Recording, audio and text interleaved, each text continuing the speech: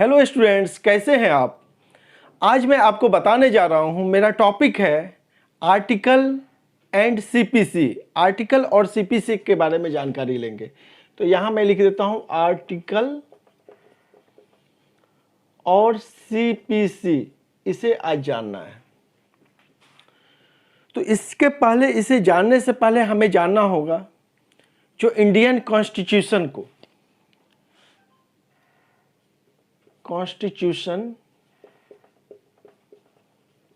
Constitution of India यानी भारत का संविधान। तो भारत का संविधान जो है, भारत का संविधान 26 जनवरी 1950 ईस्वी को पूर्ण रूप से लागू हुआ। भारत का संविधान 26 जनवरी 1950 ईस्वी को पूर्ण रूप से भारत में लागू हो गया। अब 26 जनवरी 1950 ईस्वी को लागू हुआ, तो इस दिन को हम लोग रिपब्लिक डे के नाम से जानते हैं। रिपब्लिक डे, जिसको हिंदी में क्या बोलते हैं? गणतंत्र दिवस, जिसको हिंदी में गणतंत्र दिवस के नाम से जानते हैं। तो इस दिन हमारा देश गणतंत्र हुआ, पूर्ण रूप से गणतंत्र कहलाया। और गणतंत्र उस राष्ट्र को कहते हैं जिसमें उस राष्ट्र का प्रमुख का चुनाव प्रक्रिया के द्वारा किया जाता है। ठीक है, उस राष्ट्र को गणतंत्र कहा जाता है। जैसे हमारे देश में, भारत में यानी इंडिया में, भारत का प्रेसिडेंट प्रमुख होता है और भारत का प्रेसिडेंट का चुनाव प्रक्रिया के द्वारा किया जाता है। तो इस प्रकार हम लोग इसे, भारत को गणतंत्र देश कहेंगे और गणतंत्र देश कहते हैं। ठीक है, और कहीं कहीं चुनाव प्रक्रिया के द्वारा यदि नहीं चुने जाते हैं, उसमें क्या होता है, वंशानुगत चुने जाते हैं, तो वो गणतंत्र देश नहीं कहलाया।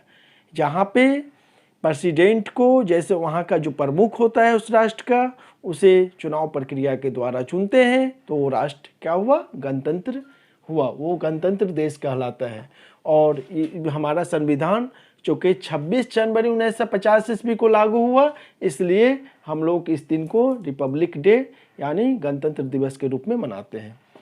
अब चलते हैं, जो संविधान जो है, उसमें संविधान एक बुक है हम लोगों का, जो मतलब उस बुक में सारा नियम कानून से रिलेटेड सभी बातें लिखी गई है, जिसमें देश के बारे में, राज्य के बारे में, सरकार के बारे में, हमारा अधिकार के बारे में, ठीक है, कानून के बारे में, इन सभी चीज़ों का वर्णन किया गया है। तो इन सभी चीज़ों का वर्णन और उसके बारे में पूरा बताया गया है। उस संविधान को जो लिखा गया है, उस संविधान, तो वो सभी चीज़ों को इस तरह से अरेंज करके लिखा गया है जिसे हम आसानी से फिर उसे देख सकते हैं। तो उसे देखने के लिए आर्टिकल और भाग बनाया गया। तो हमारा संविधान 22 भाग में बटा हुआ है। संविधान में कितने भाग हैं? भारतीय संविधान का कितना भाग है? 22 भाग है। भारतीय संविधान का 22 भाग है। ठीक है, और अनुच्छेद यानी आर्टिकल जो बोलते हैं हम लोग, इसका मतलब क्या होता है? अनुच्छेद। अनुच्छेद कितने हैं? 395। भारतीय संविधान में कितने अनुच्छेद हैं? 395 अनुच्छेद हैं और 22 भाग है। तो भाग और अनुच्छेद को आज समझेंगे, आर्टिकल को समझेंगे। जैसे आप लोग बुक खोलते हैं, तो कोई भी बुक में अध्याय रहता है और अभ्यास रहता है, यानी चैप्टर रहता है, एक्सरसाइज रहता है। तो यदि आपको बोला जाए जो एक्सरसाइज 15.2 में देखो क्या है, तो एक्सरसाइज 15.2 क्या है? एक्सरसाइज है। उसका चैप्टर क्या है, यानी अभ्यास है 15.2 हिंदी में बोले तो। अध्याय क्या है? 15। तो अध्याय 15 में उल्टेंगे, उसके बाद हम जाएंगे एक्सरसाइज में। उसी तरह संविधान में भी क्या है, 395 अनुच्छेद है, तो उसमें क्या करेंगे, फिर भाग में जाएंगे। भाग 1 में क्या है, फिर भाग 2 में क्या है, भाग 3 में क्या है, इस तरह से हम लोग देखेंगे। जैसे 235 अनुच्छेद में, 235 नंबर के अनुच्छेद में ये बताया गया है कि भारत का जो भी उच्च न्यायालय होगा, ठीक है, उसका नियंत्रण अधीनस्थ न्यायालयों पर रहेगा। 235 नंबर अनुच्छेद में ये बताया गया है। तो अब हम लोग देखेंगे 235 नंबर अनुच्छेद डायरेक्ट उल्टा सकते हैं या नहीं। तो हमको यदि भाग पता है, जो इस भाग में इतना से इतना अनुच्छेद है, तो तुरंत उलट लेंगे, उस भाग में आसानी से पता कर सकते हैं। जैसे भाग 1 में, जिस तरह से भाग 1 में कितना अनुच्छेद है, हम लोग उस पर थोड़ा चर्चा कर लेते हैं।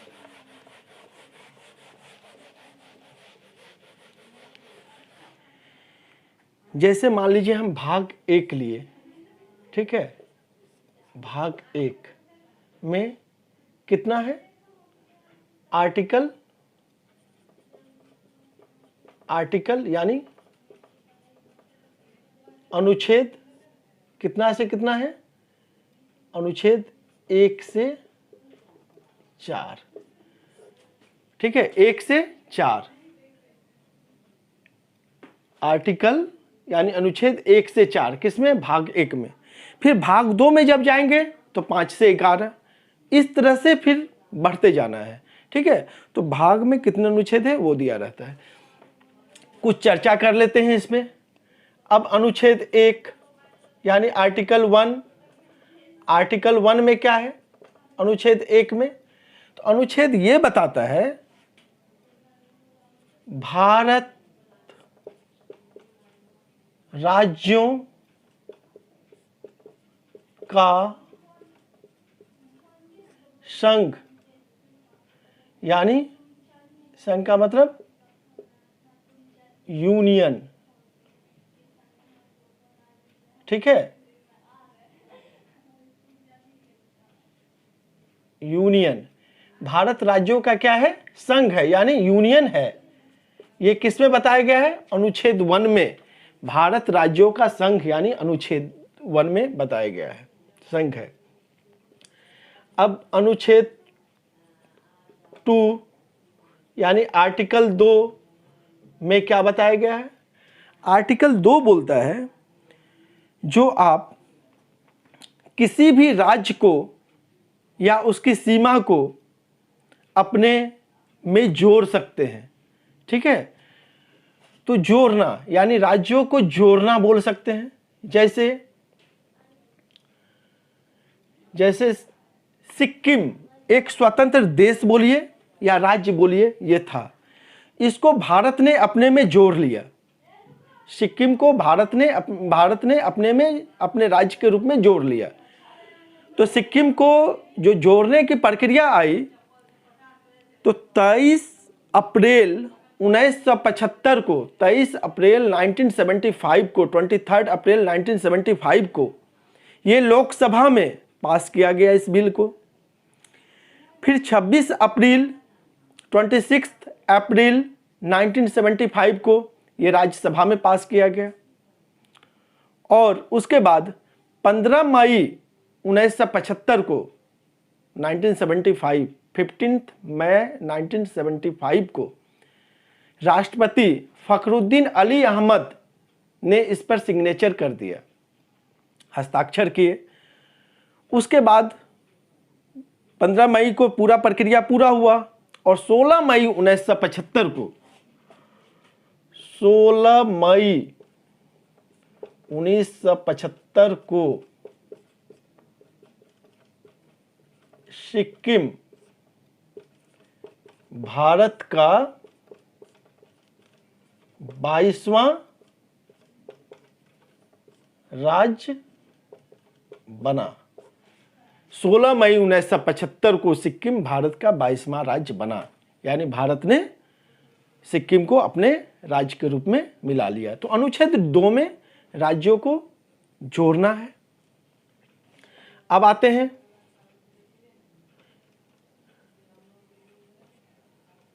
अनुच्छेद 3 है, मान लीजिए। अनुच्छेद 3 में क्या होता है? राज्यों या राज्यों के सीमा को तोड़ना, अलग करना, यानी एक राज्य को तोड़कर दूसरे राज्य का निर्माण कर देना, नाम बदल देना या उसके सीमा क्षेत्रों को बढ़ाना। तो ये अनुच्छेद 3 में बताया गया, आर्टिकल 3 में। जैसे एक इसका भी एग्जाम्पल ले लेते हैं। 15 नवंबर 2000 ईस्वी में बिहार से 2000 ईस्वी में क्या बना? झारखंड नया राज्य बना। 15 नवंबर 2000 ईस्वी में झारखंड नया राज्य बना, है ना। किससे अलग हुआ झारखंड? बिहार को तोड़कर झारखंड अलग हुआ। तो अनुच्छेद 3 में क्या बोलता है? जो कोई भी राज्य को हम तोड़ सकते हैं, ये शक्ति दिया गया है। और अनुच्छेद 2 में किसी राज्य को हम जोड़ सकते हैं अपने देश में, ये शक्ति प्रदान है। और अनुच्छेद 1 में आपने समझ लिया, भारत राज्यों का संघ है, यूनियन है। भारत राज्यों का, भारत बोलिए या यहाँ पे हम इंडिया भी बोल सकते हैं, ये दोनों बोल सकते हैं। भारत यानी इंडिया राज्यों का संघ है, यूनियन है। तो इस तरह से भाग 1 में और भी अनुच्छेद 1 है, 4 अनुच्छेद है। तो इस अनुच्छेद का मैं भाग का चर्चा मैं बाद में करूंगा, भाग 1, भाग 2, भाग 3 करके इस तरह से मैं चर्चा करूंगा।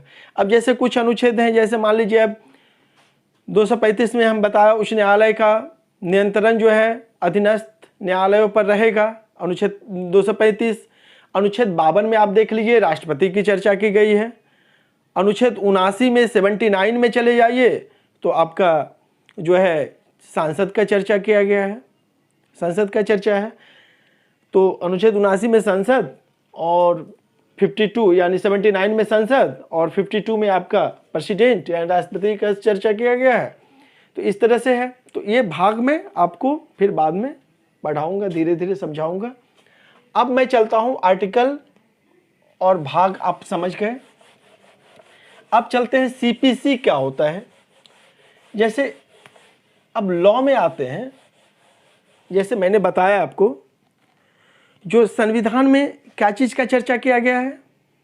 देश का चर्चा किया गया है, राज्य का चर्चा किया गया है, सरकार का चर्चा किया गया है, ठीक है, नागरिक का चर्चा किया गया है, अधिकार का चर्चा किया गया है, कानून का चर्चा किया गया है।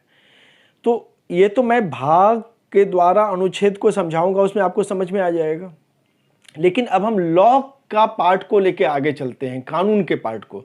तो कानून में जैसे सीपीसी आता है, आईपीसी आता है, सीआरपीसी आता है, तो ये सब चीज़ को हम जानेंगे। तो आज सीपीसी पे चर्चा हो रही है और बाद में फिर आगे दूसरे पे चर्चा होगी। तो सीपीसी का मतलब क्या होता है? सिविल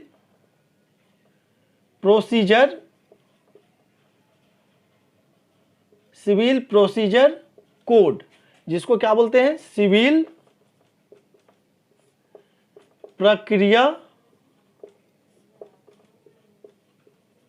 संहिता, सिविल प्रक्रिया संहिता। यानी सिविल मुकदमा जो होता है उसका क्या प्रक्रिया है, उसके कौन सा कानून से और किस प्रक्रिया के द्वारा उससे उसका निपटारा किया जाएगा।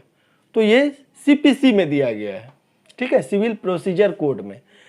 तो सिविल को हम लोग दीवानी के नाम से भी जानते हैं, सिविल को दीवानी भी बोला जाता है। तो दीवानी में वो सभी मुकदमा आता है, जैसे जमीन संबंधित हो गया, उसके बाद एग्रीमेंट संबंधित हो गया, कोई भी शादी विवाह संबंधित मामला हो गया, तो ये सब सिविल में आता है। जैसे हम लोग बोलते हैं ना सिविल कोर्ट, सिविल कोर्ट मतलब क्या? सिविल मतलब उसका व्यवहार कैसा है, व्यवहार न्यायालय। सिविल कोर्ट मतलब व्यवहार न्यायालय, ठीक है। तो उसी तरह यहाँ पे सिविल में कौन सा आता है मुकदमा? शादी विवाह संबंधित, जमीन संबंधित, एग्रीमेंट संबंधित, ये सब संबंधित मामला आता है। इसमें मारपीट, हत्या, रेप है ना, ये सब का मामला इसमें नहीं आता है, जिसमें चोट पहुंचाया जाए, ये सब का मामला नहीं आता है। इसमें किसका मामला आता है? सिविल संबंधित, जो मैंने आपको बताया। मारपीट, हत्या, रेप वगैरह का मामला आपको क्रिमिनल प्रोसीजर कोड में चले जाता है, जो सीआरपीसी में हम पढ़ाएंगे, आपको सीआरपीसी में बताएंगे। अभी सीपीसी बता रहे हैं, ठीक है। तो सीपीसी में आप समझ गए जो क्या चीज से संबंधित मामला आता है। तो इसमें क्या होता है, इसमें कुछ लॉ है, जैसे मान लीजिए आ गया प्रॉपर्टी लॉ। प्रॉपर्टी लॉ, तो प्रॉपर्टी लॉ में क्या होता है, जैसे मान लीजिए अपना प्रॉपर्टी, अब जैसे ए है, ए के पास 4 बच्चे हैं, बी सी डी ई 4 बेटे हैं। तो ए अपना जो प्रॉपर्टी बनाया अपने पैसे से, जो भी प्रॉपर्टी खड़ा किया अपना, वो चाहे तो बी सी डी ई जो उसका बेटा है, ए का बेटा जो है क्या, बी है, सी है, डी है और ई है, वो चाहे तो सिर्फ बी को दे दे, चाहे तो सी को दे दे, चाहे बी सी डी ई में बराबर भाग में बांट दे, या चाहे तो किसी को ना दे, ट्रस्ट में डोनेट कर दे, अनाथ आश्रम में डोनेट कर दे, ठीक है, उसको कुछ नहीं होगा। लेकिन यदि वही प्रॉपर्टी ये ए का फादर या ग्रैंडफादर, यदि फादर या ग्रैंडफादर का है, ए का यदि फादर का प्रॉपर्टी है या ग्रैंडफादर का प्रॉपर्टी है, तो बी सी डी ई का हिस्सा होगा। इसमें से ये ए इसको बेदखल नहीं कर सकता है, इसमें बी सी डी ई ये लेगा, ठीक है। तो इस तरह से और भी कुछ रूल्स हैं जो होते हैं। तो ए यदि अपना प्रॉपर्टी को चाहे तो इसमें बांट सकता है, नहीं बांट सकता है, इसका मर्जी। लेकिन ए के यदि फादर या ग्रैंडफादर का प्रॉपर्टी है तो इसमें इसका जितने भी, उसका तो पोता लगेगा, यानी इसके बेटे का भी हिस्सा होगा, उससे वो बेदखल नहीं हो सकता है, ठीक है। जैसे प्रॉपर्टी लॉ हुआ। फिर आते हैं आपको कॉन्ट्रैक्ट लॉ। कॉन्ट्रैक्ट लॉ में क्या होता है, जैसे किसी ने ए जो है बी के साथ कॉन्ट्रैक्ट किया, ए बोला ठीक है आपके कंपनी में मैं 1 साल 2 साल तक मैं काम करूंगा, इसका कॉन्ट्रैक्ट हो गया, ठीक है। और बीच में वो कॉन्ट्रैक्ट तोड़ दिया ए ने किसी भी कारण से, तो ए कॉन्ट्रैक्ट किया बी के साथ, अब बी कंपनी है तो बी को जो नुकसान लगेगा उसके अकॉर्डिंग कॉन्ट्रैक्ट लॉ में जो भी जुर्माना भरना पड़ेगा। अब जैसे 2 लाख का नुकसान लगा, 5 लाख का नुकसान लगा, जितना का भी नुकसान लगा उसके अकॉर्डिंग जो जुर्माना लगेगा वो ए को देना होगा बी को, ठीक है, इस तरह से। तो इसमें आते हैं। फिर है आपको कॉन्ट्रैक्ट लॉ हो गया। हिंदू लॉज आता है, हिंदू लॉज। फिर आता है मुस्लिम लॉज। तो हिंदू लॉज, मुस्लिम लॉज, ये सब लॉर्ड कॉर्नवालिस के समय से ही चलता आ रहा है। तो इसमें भी क्या होता है, जैसे जो भी इसके लॉ के अकॉर्डिंग होता है वो सिविल प्रोसीजर कोड के द्वारा इसमें सीपीसी के अंदर आता है, ठीक है। तो इसमें जो होता है सजा जो होता है वो क्रिमिनल प्रोसीजर कोड में जैसे होता है डायरेक्ट जेल भेज दो, ये कर दो, इसमें इस तरह का नहीं होता है। ये दीवानी में इस तरह का नहीं होता है। इसमें क्या होता है, आपको आर्थिक दंड दिया जाता है। जैसे इसमें भी प्रोसीजर चलता है, पहले केस फाइल होता है, फिर उसके बाद जो है गवाह गुजरता है, फिर मुकदमा चलता है। उसका कितने दिन तक मुकदमा चलेगा ये अकॉर्डिंग टू कोर्ट का जजमेंट के, मतलब कोर्ट में जो जज हैं और वकील हैं उसके अकॉर्डिंग ये मतलब फैसला फिर आगे जाता है। कितना दिन में होगा इसका कोई ये नहीं है फिक्स। उसके बाद क्या है, जो भी होगा इसमें डायरेक्ट दंड के रूप में जेल नहीं भेजा जाता है, इसमें आर्थिक दंड दिया जाता है। यदि आर्थिक दंड देने में कोई सक्षम नहीं है तो उसका फिर प्रावधान है, आगे की प्रक्रिया जेल वगैरह या जो भी सजा हो वो दिया जाता है। तो इसमें डायरेक्ट जेल का प्रावधान नहीं है और इसमें आर्थिक दंड का प्रावधान है। उसके बाद यदि वो दंड नहीं देने पर फिर आगे का प्रोसेस है। और तो सिविल प्रक्रिया संहिता यानी सिविल प्रोसीजर कोड जिसको दीवानी बोलते हैं, और इसके बाद जो सीआरपीसी है जो क्रिमिनल प्रोसीजर कोड है उसको हम लोग फौजदारी बोलते हैं। तो अब इसके बाद मैं आईपीसी सीआरपीसी को भी मैं समझाऊंगा। तो आज मैं इतना समझाया हूँ आप लोगों को। यदि आप लोगों को यह वीडियो अच्छा लगा हो, समझ में आया हो, तो प्लीज़ कमेंट करें, और कोई भी यदि इससे रिलेटेड जानकारी चाहते हैं तो प्लीज़ कमेंट करें, और साथ साथ हमारे इस यूट्यूब चैनल को सब्सक्राइब करें यदि आप मेरे इस चैनल पे नए हैं तो। और इस तरह से मैं जो भी अनुच्छेद है, जितने भाग हैं और उसके अंदर जितने भी अनुच्छेद हैं, उन सभी की चर्चा मैं इसमें करूंगा, और साथ साथ जो भी लॉज हैं सीपीसी सीआरपीसी वगैरह ये सब का भी चर्चा करूंगा, आईपीसी का भी चर्चा करूंगा, ताकि आप लोगों को अभी से एकेडमिक पढ़ाई के साथ साथ ये सब भी मैं नॉलेज देते जाऊंगा, ताकि फ्यूचर में या कभी भी आप लोग यदि कोई भी